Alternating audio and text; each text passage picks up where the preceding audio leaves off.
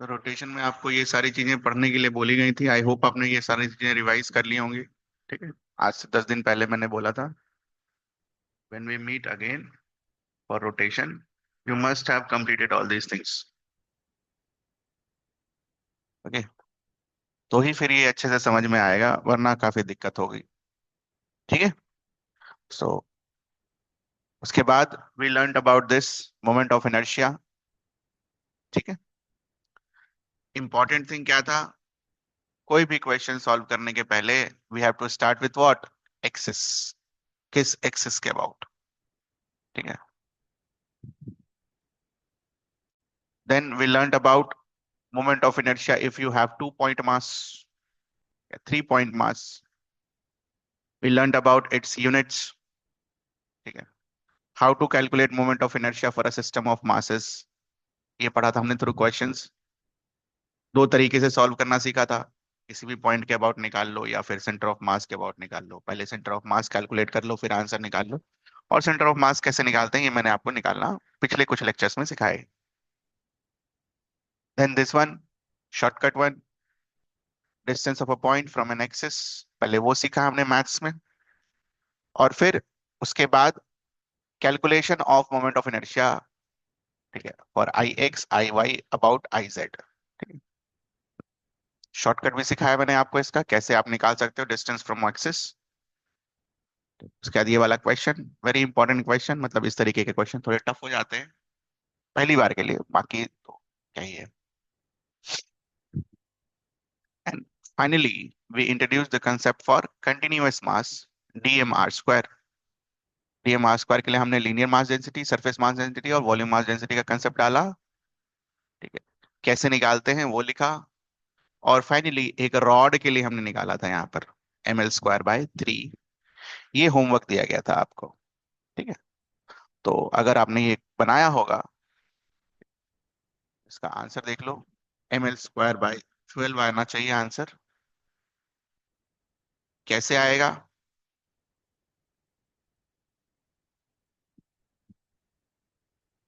x दूरी पर dx element मानेंगे जिसका मास dm होगा ना। What will be your dm?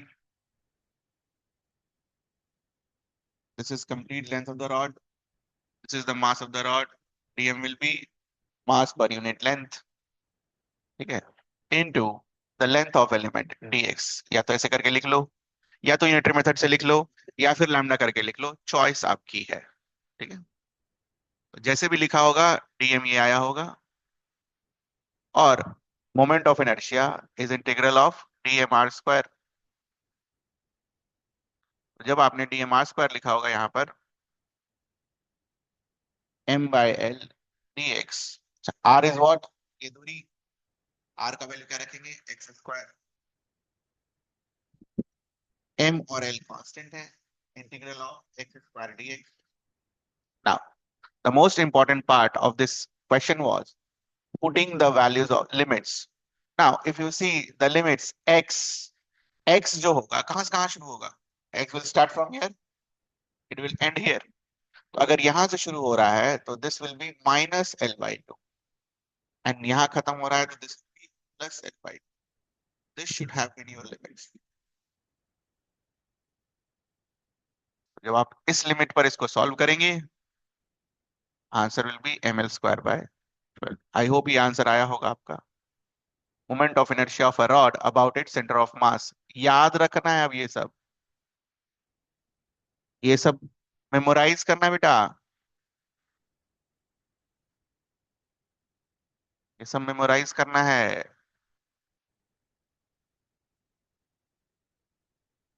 रटना है। ठीक है। सो रॉड के केस में थर्ड क्वेश्चन,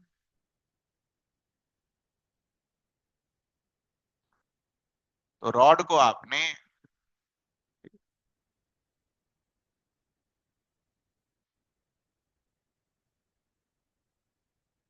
पर वीडियो देखेंगे हम। रॉड को आपने एक एंड से पकड़कर घुमा दिया तो क्या आया आंसर? ml²/3। रॉड को आपने बीच से पकड़ के घुमा दिया आंसर क्या आया? ml²/12। नाउ इस बार रॉड को हम क्या कर रहे हैं, इस तरीके से पकड़ रहे हैं और ऐसे रोटेट कर रहे हैं बेटा, एक्सिस के अबाउट। ठीक है, इस तरीके से, ऐसे नहीं घूम रहा है अब रॉड। रॉड अपने एक्सिस पर रोटेट कर रहा है। ठीक है, एक्सिस पर रोटेट कर रहा है। कैसे? देखिए ऐसा, इस तरीके से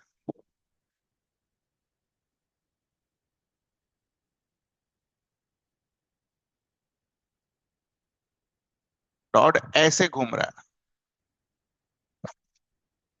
समझ आया रॉड का रोटेशन कैसा है? तो इसके लिए मोमेंट ऑफ इनर्शिया कैसे कैलकुलेट होगा?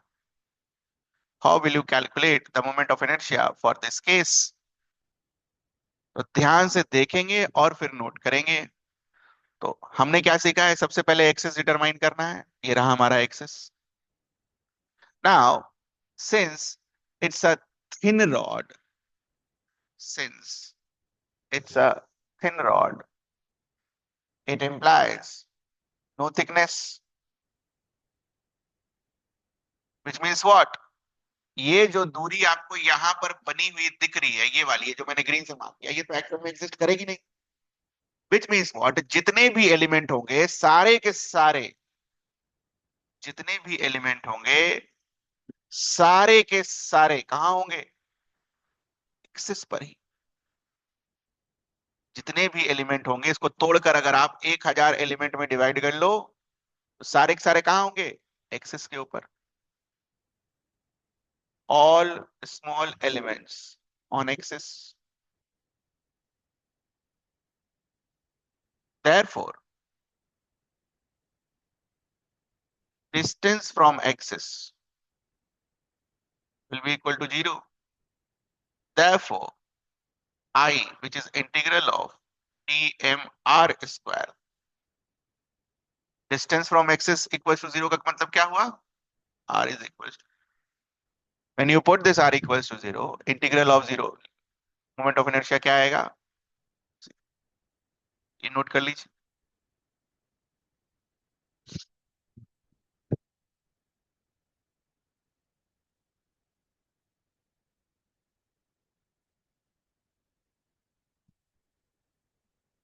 सारे स्मॉल एलिमेंट का मास तो डीएम होगा, इसमें कोई डाउट नहीं है। बट उसका डिस्टेंस जो है एक्सिस से सारे का is 0, because it's a thin rod. Every point mass will be assumed to be on axis itself. तो एक्सिस पर ही ये सब है, तो डिस्टेंस 0 हो जाएगा, डिस्टेंस 0 हो जाएगा, डिस्टेंस 0 हो जाएगा। वेरी इंपॉर्टेंट क्वेश्चन की तरह से। तो आप देख रहे हो रॉड का रोटेशन का एक्सिस अगर आप चेंज करते जाओ तो मोमेंट ऑफ इनर्शिया चेंज होता चला जाएगा।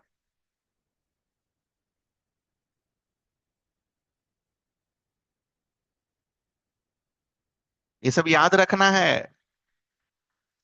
ठीक है, this you have to memorise, all these things you have to memorise, याद करना है। जब मैं कोई भी चीज बोलता हूँ फिजिक्स में याद करना है, तो याद करना है।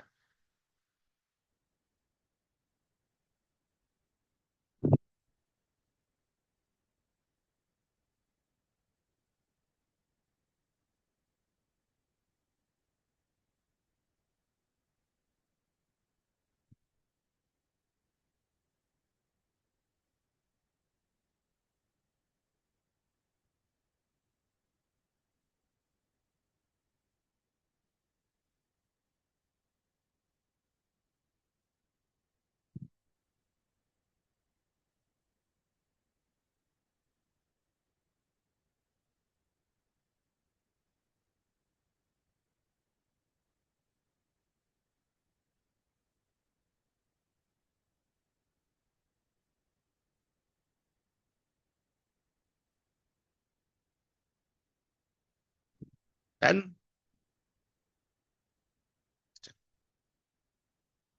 नेक्स्ट, पहले इसको इमेजिन करेंगे कैसा है। से for example, this is your axis, ये मेरा एक्सिस है।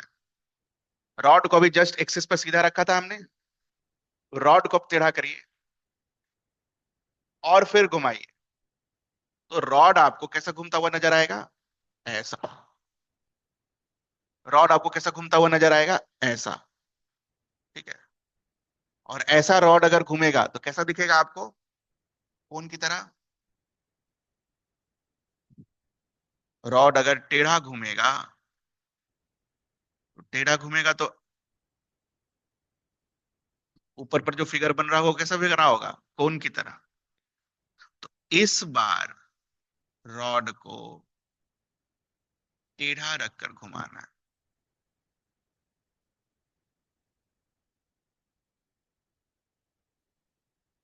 इस बार रॉड को टेढ़ा रखकर घुमाना है इस एक्सिस के अबाउट। तो कैसे करेंगे? एकदम कोई परेशान होने की जरूरत नहीं होनी चाहिए। वैसे ही करेंगे जैसे बाकी सब करते हैं। जैसे एक एलिमेंट मानेंगे डीएम, एक्स दूरी पर एक एलिमेंट मानेंगे जिसका लेंथ इज डीएक्स। सबसे पहले डीएम लिखेंगे। DM is mass per unit length into length of element. ये दूरी एल है, इसका मास एम है।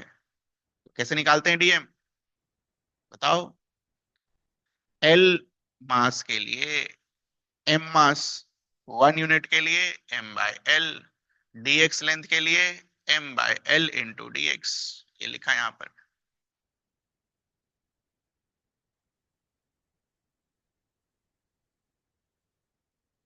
ठीक है बच्चा?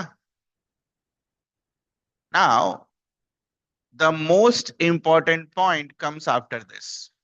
क्या होता है जब हम मोमेंट ऑफ इनर्शिया कैलकुलेट करने लगते हैं? M R square, M R square, M R square, D M R square, D M R square. एक चीज हम भूल जाते हैं। क्या भूल जाते हैं? कि ये जो आपने लिखा था, इसमें आर क्या था? What was R? What was R? पूरा बढ़िया से, R was perpendicular distance from axis. ठीक है? या फिर हम आर को क्या लिखते हैं? Distance from axis. Distance by default is perpendicular. यही गलती होती है लोगों से इसमें। बाकी कुछ गलत होने का चांस नहीं है, हो ही नहीं सकता है ये गलत। तो यहां पर लोग क्या लिख देते हैं इसको? D M X square. तो गलत हो जाएगा ना बेटा। एक्स जो है यहां पर, ये परपेंडिकुलर डिस्टेंस नहीं है ना, ये है ना परपेंडिकुलर डिस्टेंस। एक्सिस से अगर आप डीएम का परपेंडिकुलर डिस्टेंस निकालो तो ये वाला है ना बेटा, ये तो नहीं है। तो अगर मान लो ये थीटा है, ये हाइपोटेनियस हो जाएगा, तो ये क्या होगा? X sine theta. ये गड़बड़ होती है। आर क्या लिखेंगे? तो बाकी तो फिर हो गया काम। एम बाय एल, ठीक है, इंटू आर स्क्वायर। आर क्या है?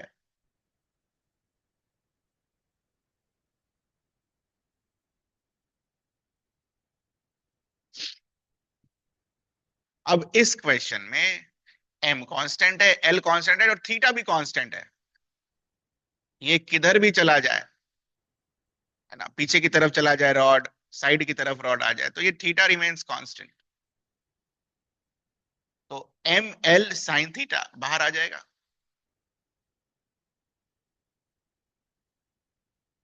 M L sine square theta बाहर आ जाएगा। अंदर क्या बचेगा? X square D X. अब एक्स पर लिमिट लगा दीजिए। देखिए लिमिट कैसे लगेगा? X equals to zero, X equals to L.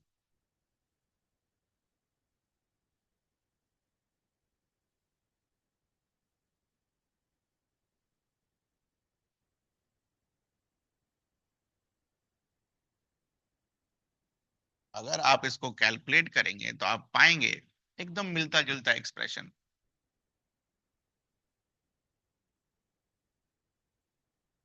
दिख रहा है?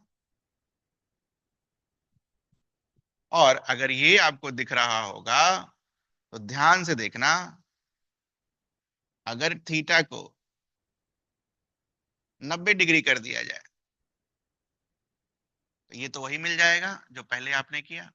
सबसे पहला question, M L square by 3। तो बताओ, थीटा 90 डिग्री पर ये एम एल स्क्वायर बाय 3 आएगा? बिल्कुल आएगा। अच्छा, थीटा को जीरो कर दिया जाए, थीटा इक्वल टू जीरो का क्या मतलब हो गया, ये वाला, तो उस पर क्या आना चाहिए था, जीरो। जीरो आएगा देखो तो, थीटा का वैल्यू जीरो पुट कर दो, आई इक्वल टू जीरो, मतलब ये सही है। ठीक है, नाउ चूंकि हमने ये सारी चीजें पढ़ रखी हैं, तो कैन यू टेल मी बिना कोई मैथमेटिक्स किए हुए, बिना कोई मैथमेटिक्स किए हुए, ये रॉड है मेरा, उसको आपने सेंटर से इस तरीके से बांध रखा है, and this is your theta. Can you tell me what will be the moment of inertia for this configuration, क्या होना चाहिए, क्या होना चाहिए आपके हिसाब से, बिना मैथ्स के, just by looking at previous question, just by looking at previous question, tell me what could be the moment of inertia for this system.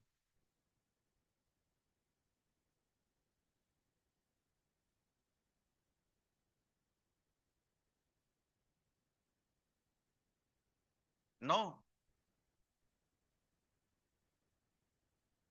Centre के अबाउट मोमेंट ऑफ इनर्शिया कितना आता है, ml²/12, थीटा एंगल से घुमा हुआ है, तो moment of inertia कितना आएगा, sin² थीटा, ये रहा आंसर।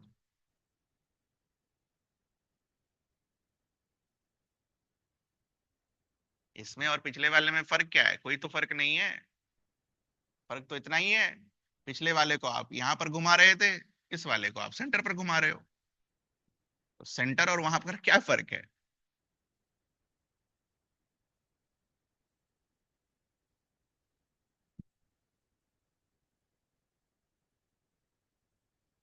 तो थोड़ा सा अब इन सब बातों पर भी आपको ध्यान देना है, ठीक है। अगर थोड़ी बहुत आपको सिमेट्री वगैरह दिख रही है, तो मोमेंट ऑफ इनर्शिया भी एकदम उसी टाइप से आएगा। चलो, एक लास्ट मोमेंट ऑफ इनर्शिया मैं आपको इंटीग्रेट करके निकाल के दूंगा, और उसके बाद मोमेंट ऑफ इनर्शिया का हम टेबल बनाएंगे और रटेंगे, एज सिंपल एज दैट, ठीक है। उसके बाद कोई डेरिवेशन नहीं करूंगा मैं, मोमेंट ऑफ इनर्शिया का टेबल बनाएंगे और हम याद करेंगे। एक लास्ट मोमेंट ऑफ इनर्शिया मैं आपको मैथ्स में करके दे रहा हूं, रिंग, और जितना भी लिखा है यहां पर सब याद होना चाहिए, फॉर्मूला और डायग्राम के साथ सब याद होना चाहिए बेटा, ठीक है। फॉर्मूला डायग्राम के साथ सब याद होना चाहिए, फिजिक्स ऐसे ही तैयार करना है हमें। बहुत बच्चे ये गलती कर देते हैं, उनको लगता है कि सब समझ के हो जाएगा फिजिक्स। एक बात बताओ, ये ml²/3 नहीं याद होगा, हो जाएगा समझ के, नहीं होगा। फिर यही चीज मैं बोल रहा हूँ, ये बच्चों को 2 साल बाद समझ में आता है कि भाई फॉर्मूला याद करना था। मैं आपको अभी समझाने की कोशिश कर रहा हूँ, फिजिक्स में आप जो तैयारी कर रहे हैं, जैसे मैंने आपको रॉड का बताया, ठीक है, तो अपने नोट्स में कैसे रॉड का मैं रहता तो मैं कैसे करता, या मैंने कैसे किया था, तो मैं क्या करता था, ठीक है, इंटीग्रेशन मेरा मैथ्स था तो मुझे सब कुछ समझ में आ जाता था, तो but I didn't relied on that कि हम एग्जाम में बैठ के इंटीग्रेशन करेंगे। मैं क्या करता था, मैं घर पर जाकर नोट्स बनाता था, नोट्स में क्या करता था, ऐसे मेरा रॉड रहता था और ये एक्सिस रहती थी, यहाँ पर मैं रॉड का मास और एल लिखता था, और ये रहा मेरा आंसर। ऐसे याद करता था मैं, ये नहीं कि बस खाली ml²/3 याद कर लिए, नो, नॉट लाइक दैट। तो I use to do it like this, I use to do it like this, तो आप भी करो। एक बार दिमाग में फोटो छप गया ना, फिर तो कोई दिक्कत ही नहीं है। I use to do it like this, literally, मैं आपसे क्या झूठ बोलूं, तो कभी झूठ बोलता नहीं। I use to do it like this, ठीक है,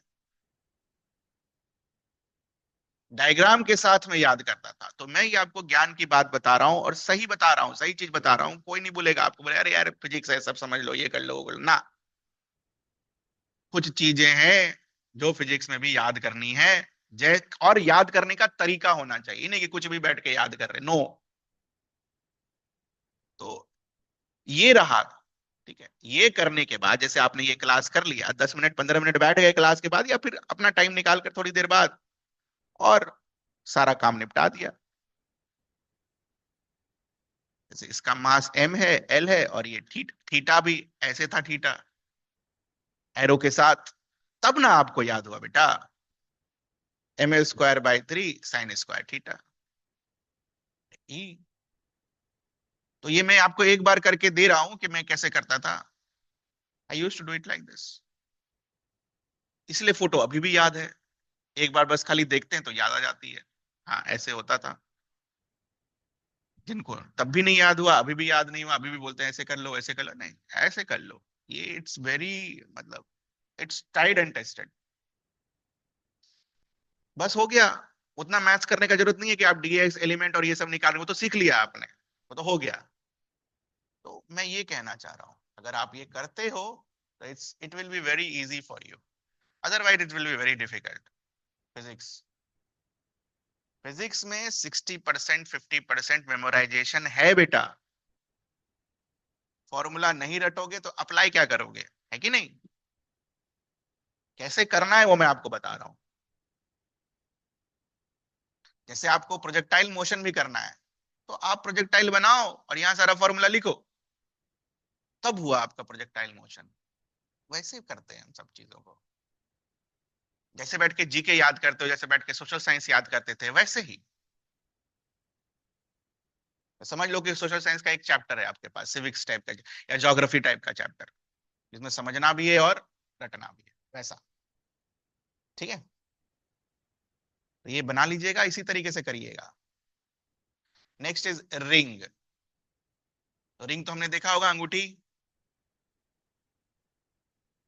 तो रिंग के लिए एक्सिस जो हम चूज कर रहे हैं, वो उसके सेंटर से पास करता हुआ एक्सिस चूज कर, उसके सेंटर से पास करता हुआ एक्सिस चूज कर रहे हैं।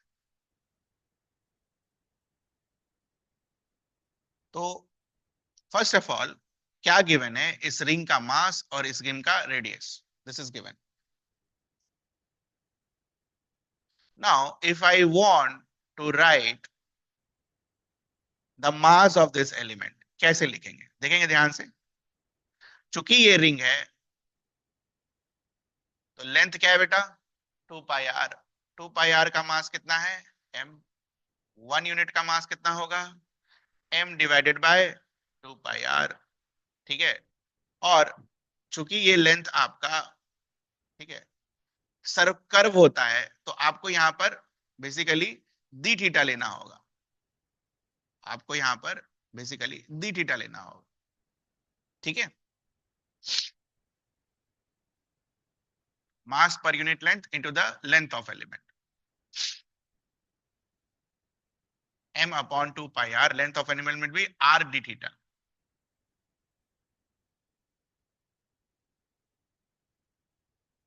मास per unit length into length of element, r d theta, ऐसा। तो this will be your dm, ये होगा आपका डीएम।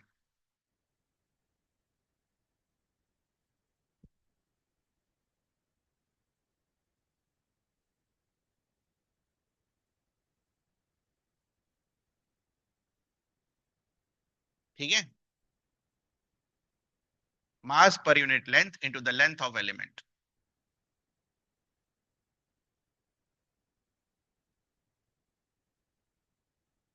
उसके बाद आई लिख दीजिए, इंटीग्रल dm r²। अब इंपॉर्टेंट बात क्या है यहां पर, आपका डीएम कहीं भी हो, दूरी क्या है? r। आपका एलिमेंट कहीं भी हो, दूरी क्या है? r। आपका एलिमेंट कहीं भी हो, दूरी क्या है? r। दिख रही है आपको? ये वाला एलिमेंट कहीं भी रिंग पर हो जाए, दूरी विल बी r, मतलब r कांस्टेंट है यहां पर, तो r को बाहर निकाल लो।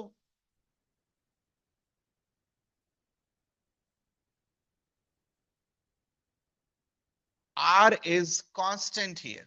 फिर से देखो, अगर मैं ये रिंग बना रहा हूं, ऐसा मेरा रिंग है, हो सकता था ना कोई बच्चा बोले मैं यहां पर डीएम नहीं मानूंगा, मैं यहां पर डीएम मानूंगा, मान लो वहां पर डीएम, कोई बात नहीं। बट सेंटर से इसकी दूरी क्या होगी बेटा? आर होगी, ये समझ आता है? अगर आप डीएम यहां मान लेते तो इसकी भी सेंटर से दूरी क्या होती? आर होती। सिमिलरली अगर कोई बच्चा डीएम यहां मान लेता, उसकी सेंटर से दूरी क्या होती? आर होती। तो कहने का मतलब है ये जो दूरी है डीएम आर स्क्वायर में, ये जो आप लिखते हो, ये आर इज कांस्टेंट ना for ring, for every element. Sir पिछले वाले में कांस्टेंट कैसे नहीं था? तो पिछले वाले में देखो कांस्टेंट नहीं होगा, ये सब में क्यों नहीं होगा देखना ध्यान से। अगर आप एलिमेंट यहां पर लेते तो इसकी दूरी क्या होती? x1। यहां पर अगर आप एलिमेंट लेते तो इसकी दूरी क्या होती? x2। तो यहां पर दूरी कांस्टेंट नहीं है एक्सिस से, बट रिंग के केस में दूरी कांस्टेंट है। रिंग के केस में एलिमेंट की दूरी कांस्टेंट है, इसीलिए दूरी को हम कांस्टेंट से बाहर निकाल लेंगे। And I will be equal to what? Integral of D M. ये सारे मासेस को ऐड कर दो तो क्या मिलेगा आपको? एम। आई का value will be M R square. मतलब ये पूरा करने का कोई जरूरत ही नहीं है। लेकिन अगर आप इससे भी करते तो आंसर वही आता। मैं उससे भी आपको करके दिखा देता हूं। इंटीग्रल ऑफ डीएम का क्या मतलब है? सम of masses of all elements। तो सारे एलिमेंट के मास को सम करोगे तो क्या मिलेगा? वो मास ऑफ द रिंग। और क्या मिलेगा? यही छोटी छोटी चीजें हैं, जब आप पहली बार पढ़ते हो तो हवा से ऊपर से निकल जाता है, क्योंकि ये सब चीज लिखा ही नहीं जाता। ये ऐसे लिख लो, इसका मतलब ये होता है, इसका मतलब ये होता है। That's why it becomes difficult.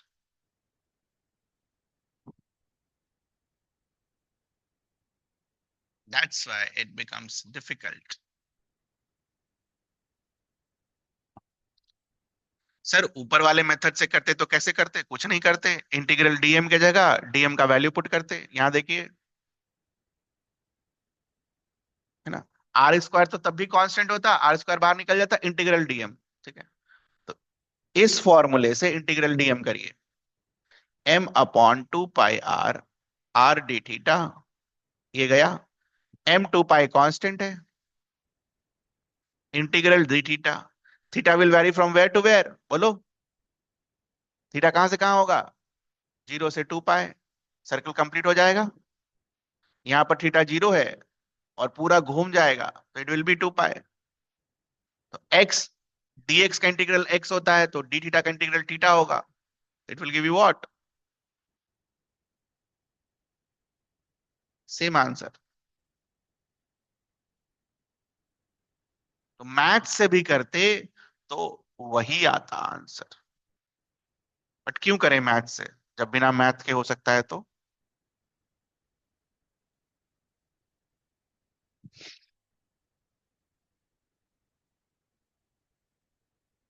आज के बाद से अब याद रखना है, रिंग का moment of inertia is M R square. Ring M R square, M R square.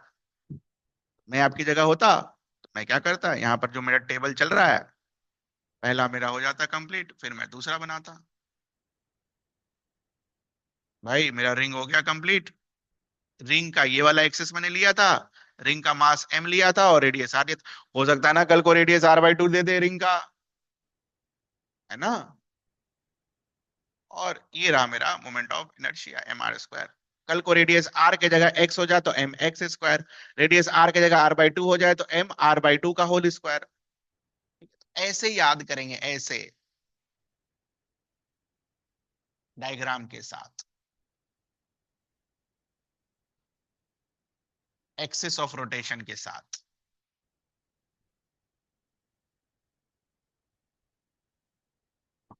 तो ये लास्ट था रिंग वाला, जो हमें इंटीग्रेशन के साथ करना था। रिंग रिंग में पॉइंट मार्क करो, to A ring and to B is, अगर मान लीजिए पूरा रिंग ना हो, पार्ट ऑफ अ रिंग हो, उसको रोटेट कर रहे हैं। ये रहा हमारा एक्सिस, एंड कंप्लीट रिंग नहीं है मेरे पास, I have a part of a ring, ये इस तरीके से देखेंगे ध्यान से। रिंग होता तो ऐसा कंप्लीट होता, कंप्लीट नहीं है मेरे पास, I have a part of a ring, part. अब भी ऐसे ही बनाना ताकि आपको समझ में आए। रिंग नहीं है, पार्ट ऑफ अ रिंग है, and this is your axis of rotation.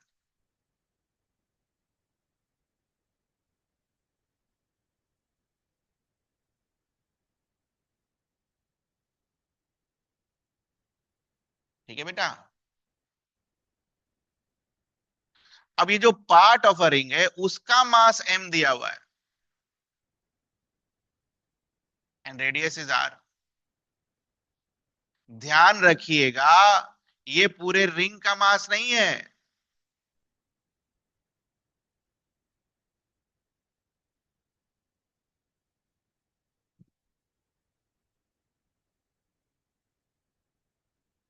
ये पार्ट ऑफ अ रिंग का जो मास है वो डायरेक्ट दिया हुआ है m। गड़बड़ ये होती है स्टूडेंट से यहां पर कि रिंग के लिए, पार्ट ऑफ द रिंग के लिए क्या होता है, बच्चे याद करके चले जाते हैं इसका भी mr²। ठीक है, यही आता भी है। लेकिन गड़बड़ ये हो जाती है कि उनको ये समझ में नहीं आता कि ये m है क्या, पूरे रिंग का मास है या फिर पार्ट ऑफ द रिंग का मास है। तो ये जो m है, this is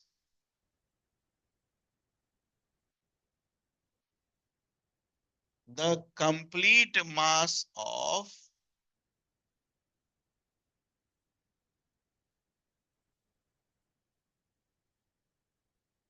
part of the ring, not of complete ring. पूरे रिंग का मास नहीं है m, वो जो हरा वाला आपने बनाया है ना, बस उतने का ही मास है वो। तो ये गड़बड़ हो जाती है, उनको लगता है कि अरे यार, रिंग के लिए भी यही लिख दिया इसने, mr², और पार्ट ऑफ द रिंग के लिए भी वही लिख दिया उसने, mr²। लेकिन दोनों अलग अलग चीजें हैं। यहां पर m क्या है, मास ऑफ कंप्लीट रिंग।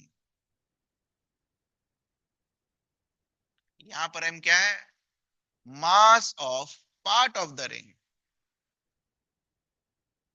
ठीक है, ये समझ में आता है आपको डिफरेंस? तो ध्यान रखिएगा ये सब चीज का।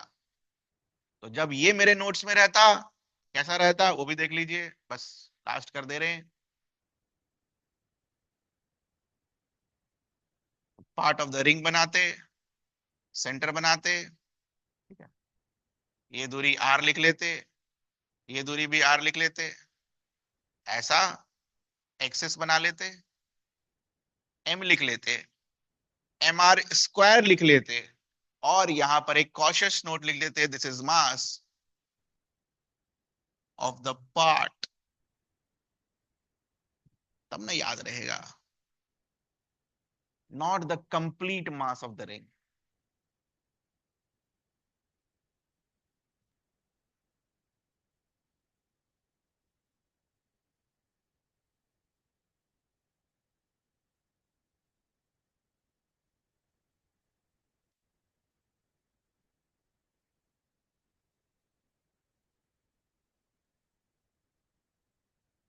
ठीक है, जैसा कि हमने आपको पहले भी बोला, हमने इंटीग्रेशन वाला काम खत्म कर दिया।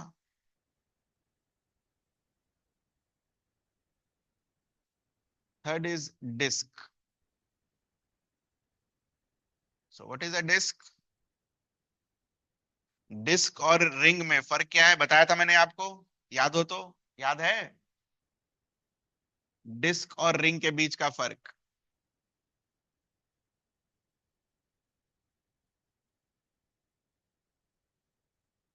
रिंग का एग्जांपल इज अंगूठी, रिंग का एग्जाम्पल इज अंगूठी, ऐसे याद रखते हैं। डिस्क का एग्जाम्पल इज, आपने वो फ्लाइंग डिस्क देखा है खेलने वाला,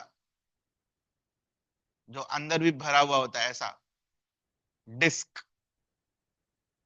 या सीडी प्लेयर, सीडी देखा है, सीडी कॉम्पैक्ट डिस्क, वो उसको बोलते हैं डिस्क। तो डिस्क और रिंग में फर्क है। रिंग में ये खोखला होता है और डिस्क में ये पोर्शन भरा हुआ होता है। तो डिस्क एम मास का, आर रेडियस का, moment of inertia is M R square by two. M R square by two.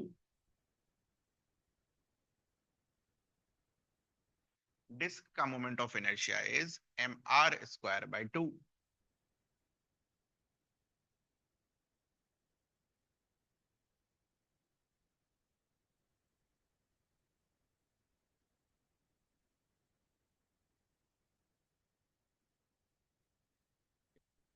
तो मैं आपकी जगह होता तो मैं डिस्क को ऐसे शेड करके बनाता,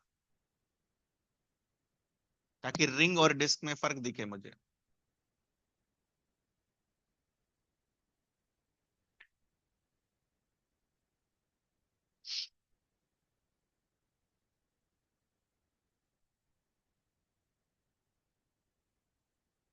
B, B is part of a disc, not complete disc, part of a disc. Say for example disc का ये वाला पोर्शन उठाया आपने,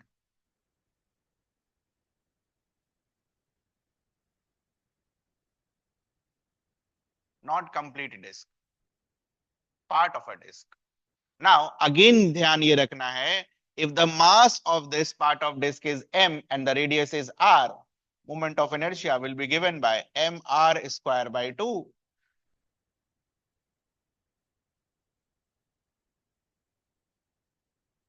Mass of part of disk, not the whole disk.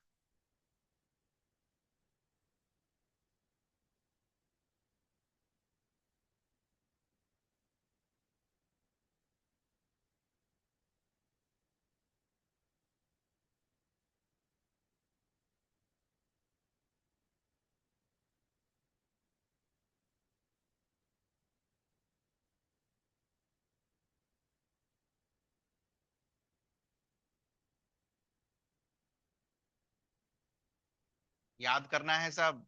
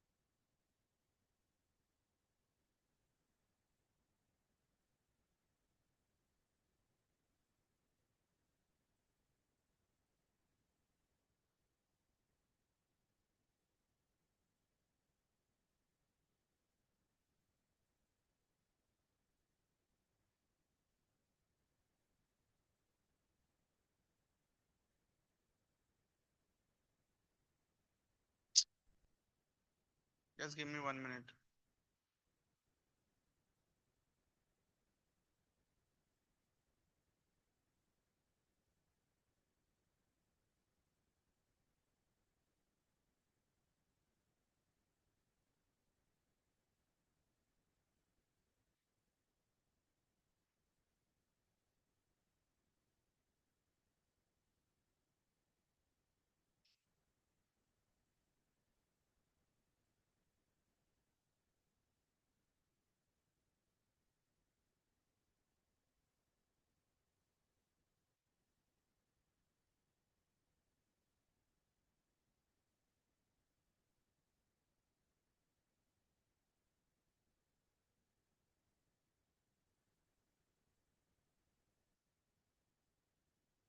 ये 3 हो गया हमारा number 4।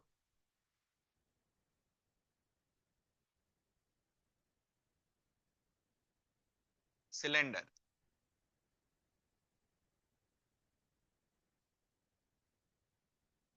4A is hollow cylinder. अब थोड़ा सा ज्ञान की बात, एक हॉलो सिलेंडर बनाएंगे हम। हॉलो मतलब समझ रहे हैं, खोखला। एग्जाम्पल क्या हो सकता है इसका, ग्लास। उसे ग्लास नीचे से बंद रहता है, बट ये खुला वाला, ऊपर भी खुला नीचे भी खुला, हॉलो सिलेंडर।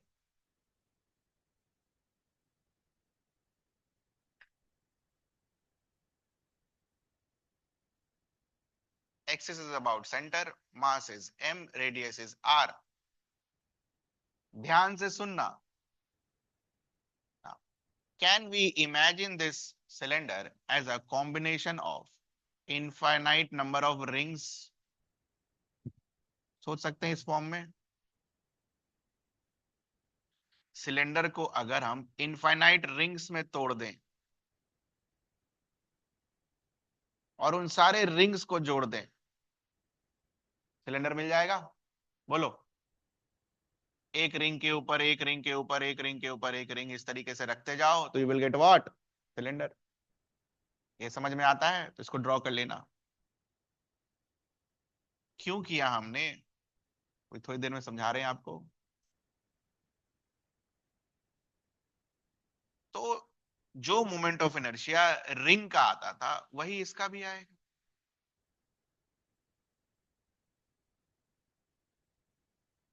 बिकॉज मास का arrangement around the axis is what, same, है कि नहीं। फर्क यही है, ये मास किसका है, एक रिंग का नहीं है, मास किसका है, पूरे सिलेंडर का। This is the mass of complete cylinder. Note कर लीजिए।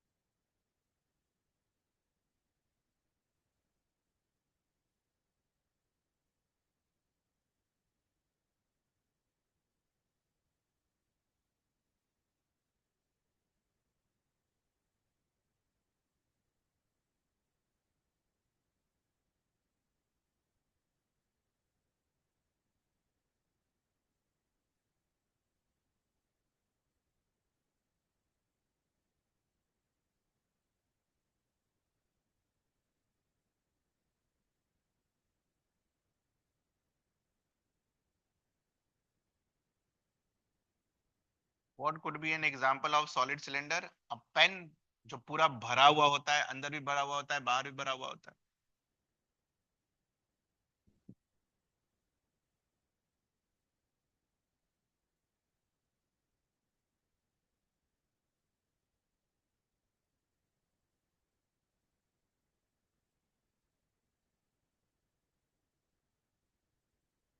Can you tell me what could be the moment of inertia for a solid cylinder. If you will think you will get your answer, if you will not think तो दिक्कत है। Can you tell me what could be the moment of inertia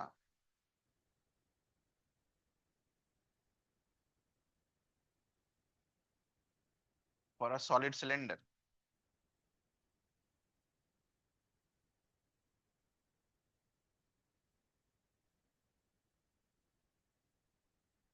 very good.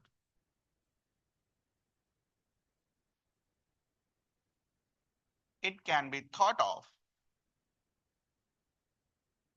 a disk, another disk,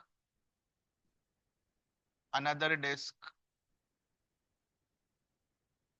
another disk, another disk. तो सारे disc को अगर जोड़ दें क्या मिलेगा? Cylinder, which means what? mr² by 2. Very good.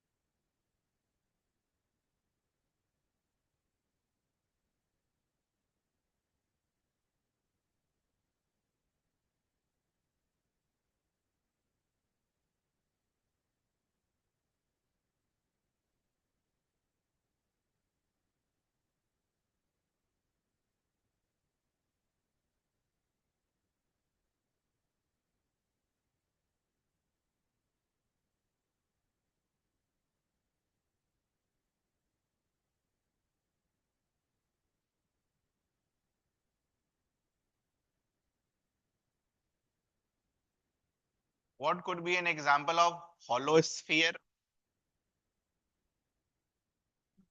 What could be an example of hollow sphere? Tennis ball और अ football. अंदर में हवा भरा हुआ होता है ना, खाली जगह होता है. Hollow sphere.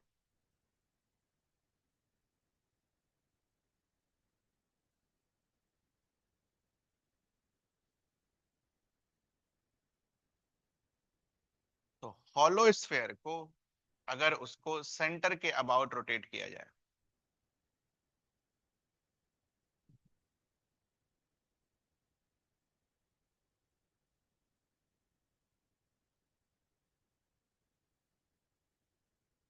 mass is m, radius is r,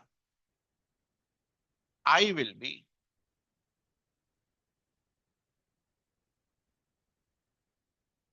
2/3 mr².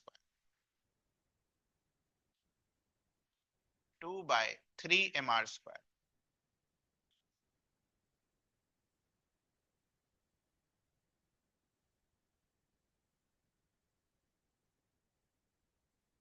Solid sphere. Cricket का जो ड्यूस बॉल होता है, जो कॉर्केट बॉल होता है, अंदर में भी भरा हुआ होता है. Solid sphere.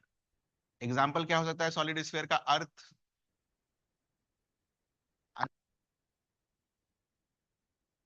These are the examples of solid sphere. Example इसलिए दे रहे हैं ताकि आप जब इसको यूज करें तो वहां पर ये नहीं लिखा होगा कि सिलेंड्रिकल. हाँ, वो लिखा है ग्लास रोटेट कर रहा है, तो ग्लास इज हॉलो स्फीयर. वैसा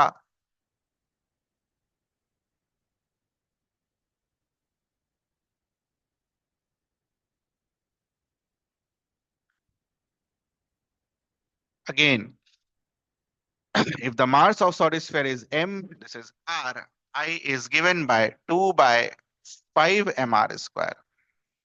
इसीलिए वहां पर 3 के नीचे अंडरलाइन लगाया था मैंने.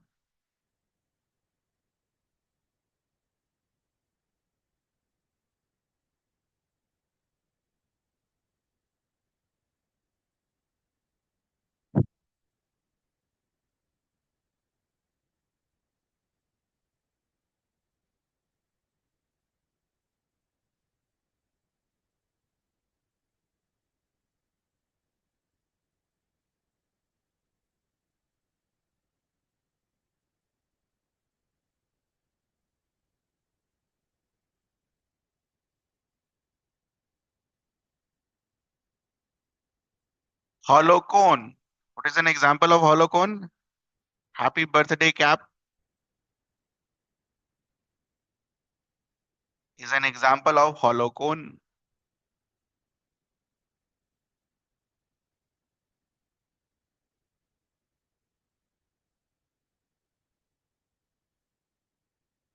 एक्सिस के साथ याद रखना बेटा।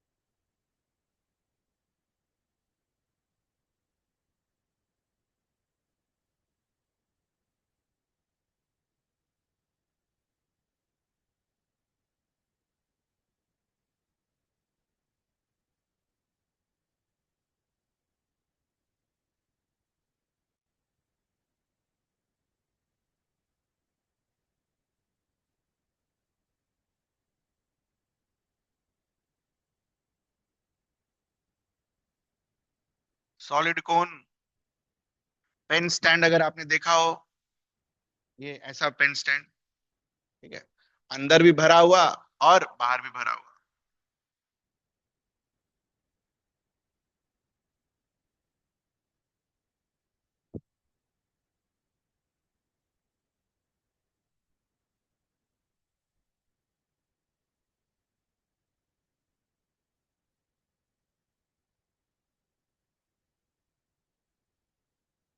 3/10 m r²। 3/10 m r²।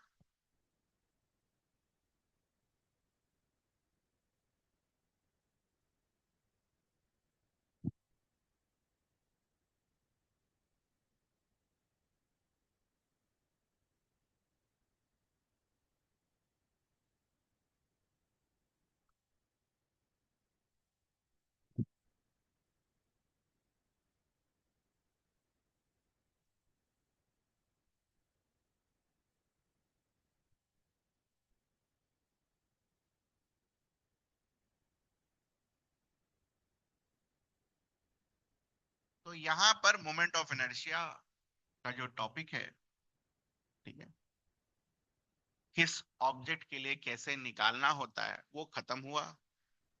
सारा मेमोराइज करना है, memorise all,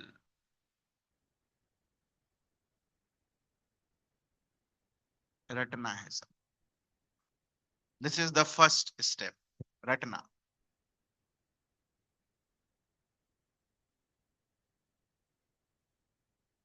now the topic of rotation starts from here. The first topic, तो खैर मोमेंट ऑफ इनर्शिया ही बोलते हैं।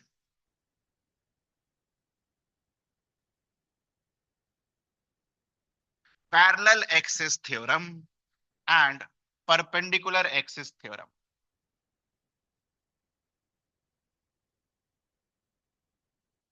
Parallel axis theorem and perpendicular axis theorem. Suppose this is my object, and in last few classes we have already learned to calculate its center of mass. Suppose this is an axis passing through center of mass of the object. It is an axis passing through center of mass of an object. ठीक है, तो video में देखिएगा, पहले यहां एक draw कर लीजिए। There is another axis which is parallel to this axis at a distance d. There is another axis which is parallel to the axis with respect to center of mass at a distance d. मतलब मान लीजिए ये मेरा centre of मास का axis है, उसके parallelly एक axis है, दिख रहा है, ऐसा नहीं, ऐसा। या फिर ये मेरा सेंटर ऑफ मास का एक्सिस है, उसके पैरेलली एक एक्सिस है, ठीक है, उसके पैरेलली एक एक्सिस है, उसके पैरेलली ये एक्सिस है, उसके पैरेलली ये एक्सिस है, दिख रहा है, पैरेलल होना चाहिए, ऐसा नहीं। This is perpendicular, this is parallel. तो अगर मेरी दो एक्सिस पैरेलल हैं, जिसमें से एक एक्सिस सेंटर ऑफ मास होना चाहिए। क्या होना चाहिए? Centre of mass. Then I about axis, new axis is equals to I about center of mass plus mass of the object into d square.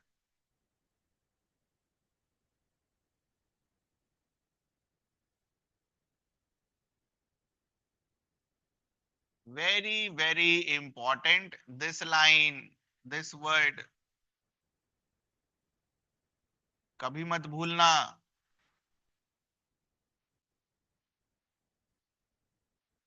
कोई भी एक्सिस नहीं शिफ्ट कर देंगे। कहां से एक्सिस शिफ्ट करेंगे? बोलो।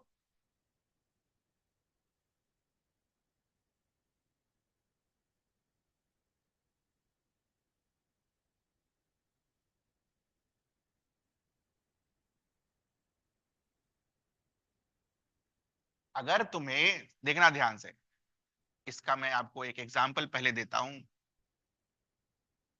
सपोज,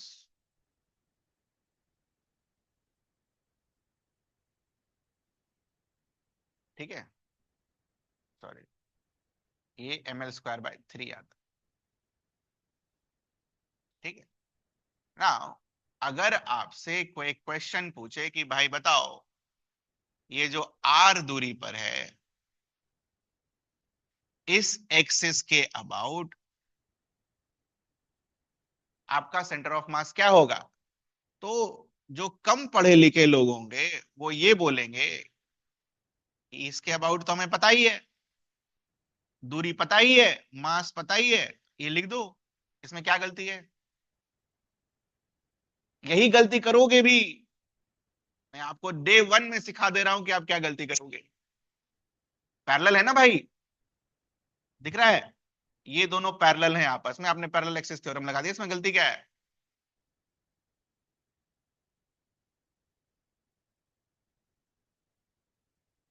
गलती इसमें क्या है कि बेटा ये एक्सिस सेंटर ऑफ मास वाला नहीं है।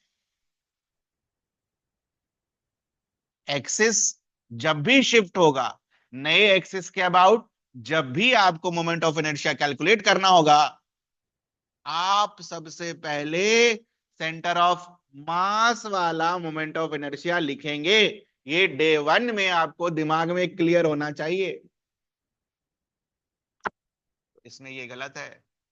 क्या होगा आंसर? ml²/12 और ये वाली दूरी, ना कि ये वाली दूरी। सिर्फ दिस दूरी इज x, mx²। ये होगा आंसर।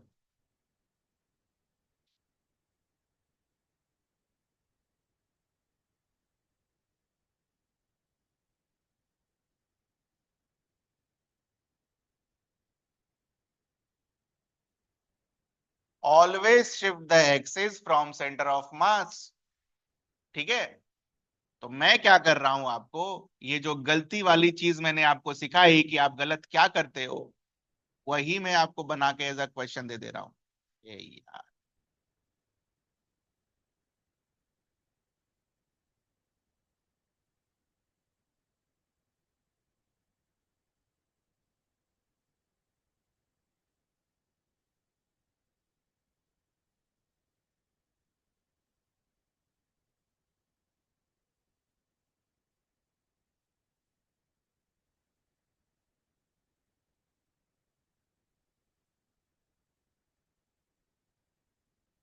Common mistake.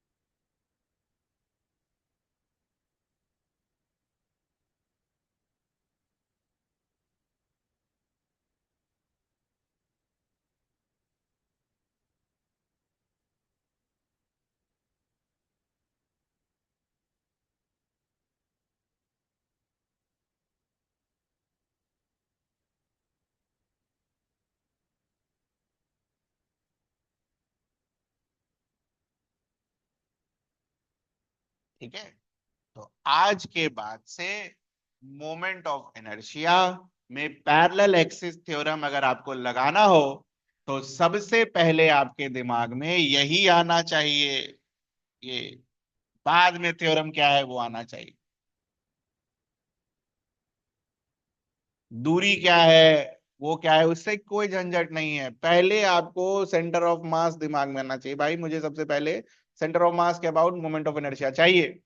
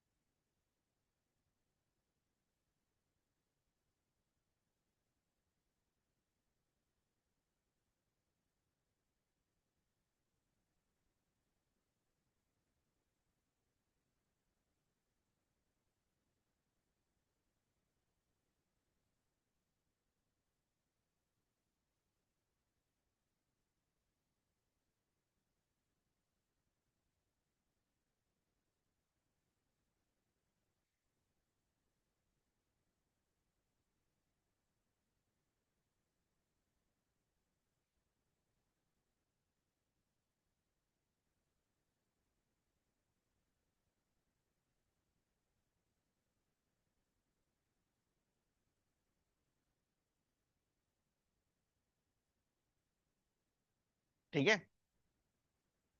तो example one,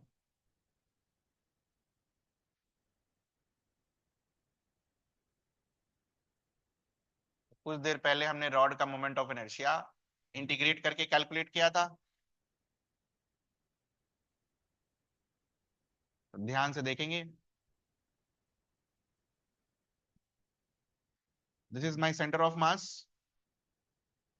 So what will be I about center of mass? ml square by 12.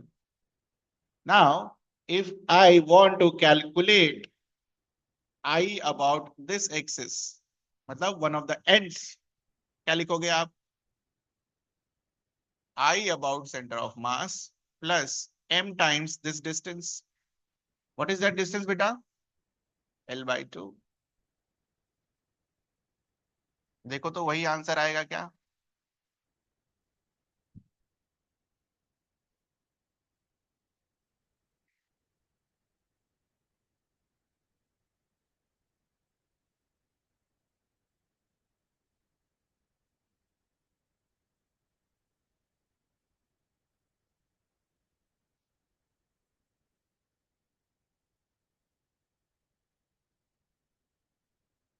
यही आना भी चाहिए था।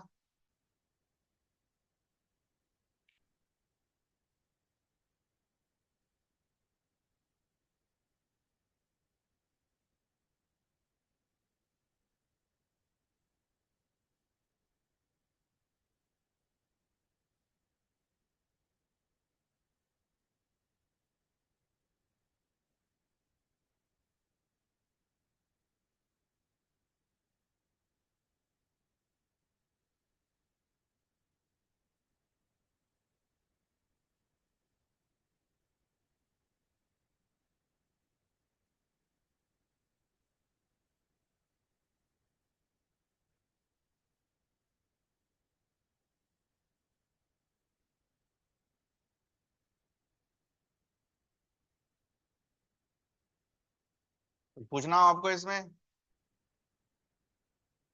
Parallel axis theorem.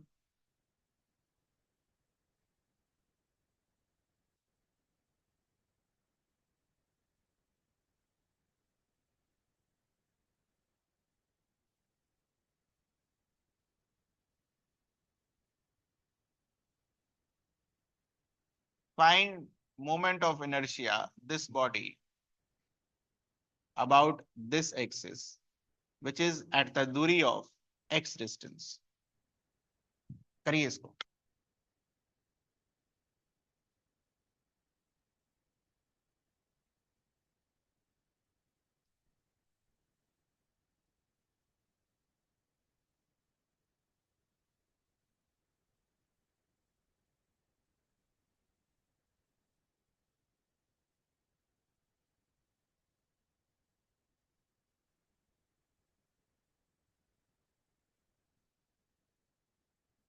करिए जल्दी से एग्जाम्पल 2.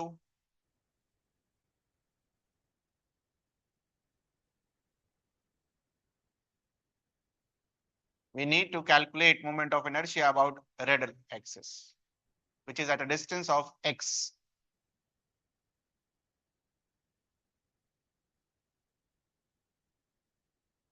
जल्दी करिए.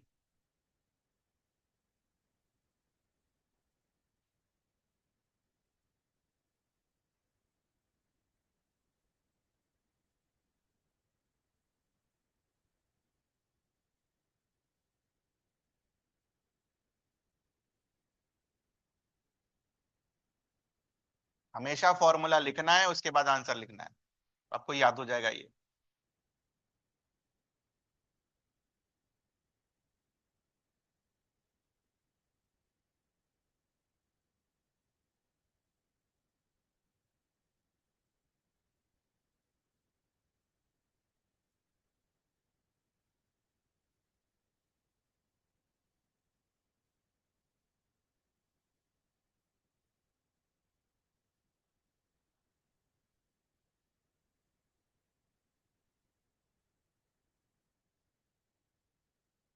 Done.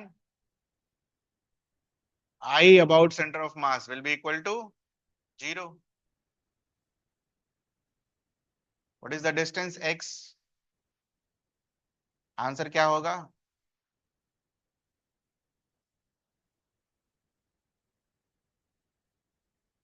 क्वेश्चन लिखो यहां पर एक.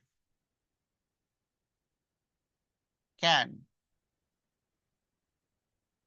moment of inertia of an object have more than two values या more than one value?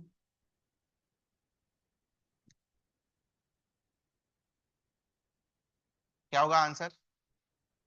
बोलो.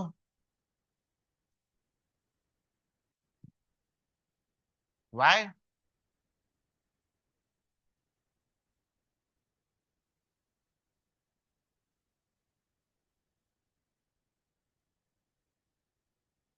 Because moment of inertia depends on axis you choose.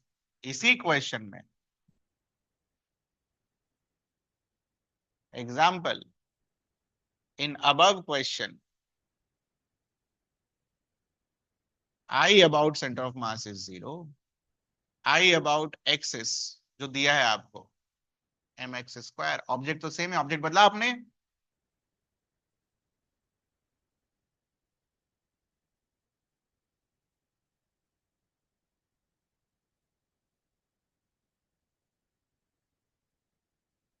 ठीक है.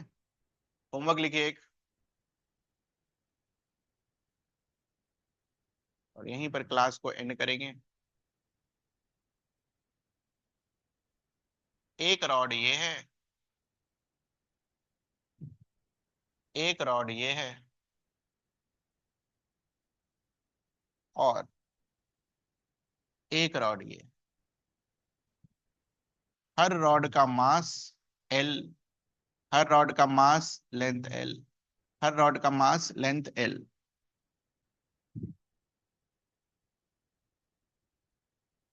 Question is,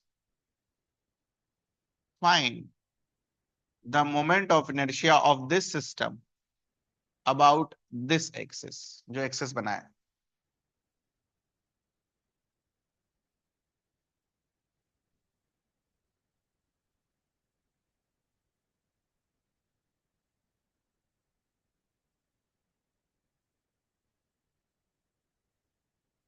find I about axis shown in the figure. ये जो blue वाली axis मैंने बनाई है उसके अबाउट आपको आई निकालना है।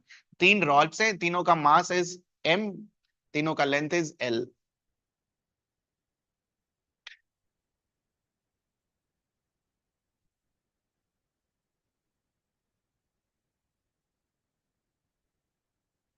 बन गया डायग्राम। आज की क्लास से कुछ पूछना है आपको? Anything you need to ask from today's class?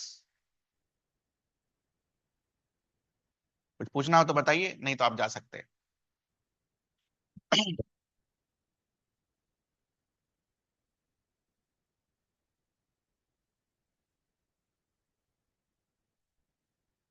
Anything?